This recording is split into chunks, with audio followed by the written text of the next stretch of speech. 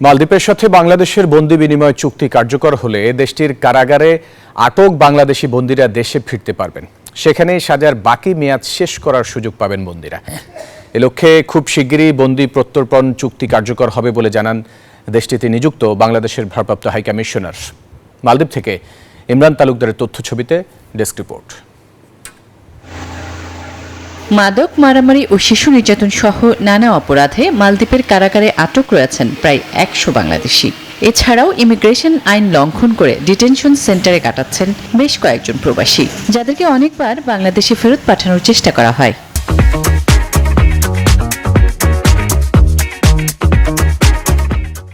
ভালোভাবে চলি তাহলে কিন্তু আমাদের দেশকে এবং আমরা প্রবাসীদেরকে মালদ্বীপের মাটিতে ভালো একটা অবস্থানে নিয়ে যেতে পারবো। যে করছেন সে নিজেও কলঙ্কিত হইতেছেন, আমাদের দেশকেও কলঙ্কিত করতেছেন, প্লাস আমরা যারা কিছু সংখ্যক লোক আছি আমাদের সবাই এ নিয়ে আমাদের লজ্জিত হইতে হচ্ছে।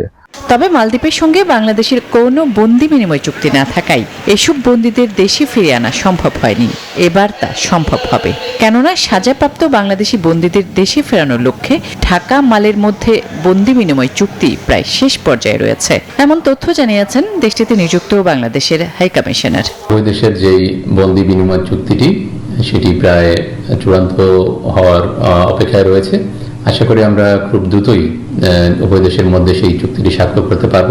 এই চুক্তি কার্যকর হলে আবেদনের ভিত্তিতে সাজাপ্রাপ্ত বন্দীরা দেশে ফিরে সাজার বাকি মেয়াদ পার করতে পারবেন। এছাড়া মামলা পরিচালনায় আর্থিক সঙ্গতি নেই এমন প্রবাসীদের জন্য রাষ্ট্রপক্ষ থেকে আইনজীবী প্রদানের অনুরোধও জানিয়েছে বাংলাদেশ হাইকমিশন। বাংলাদেশি যারা বন্দী এখানে রয়েছেন, সাজাপ্রাপ্ত বন্দী, তারা আবেদন করে বাংলাদেশে যেতে পারবেন এবং তাদের পরবর্তী সাজার মেয়াদটি সেখানে তারা কাটাতে পারবেন এবং বাংলাদেশের আইন অনুযায়ী সেখানে তারা তাদের যে অবশিষ্ট জেল টার্ম থাকবে সেটি সেখানে কার্যকর হবে। এমন অনাকাঙ্ক্ষিত পরিস্থিতি এড়াতে অপরাধমূলক কর্মকাণ্ডে না জড়িয়ে মালদ্বীপের আইন মেনে প্রবাসীদের নিষ্ঠার সঙ্গে কাজ করার আহ্বান জানান হাইকমিশনার। Desk report, news 24।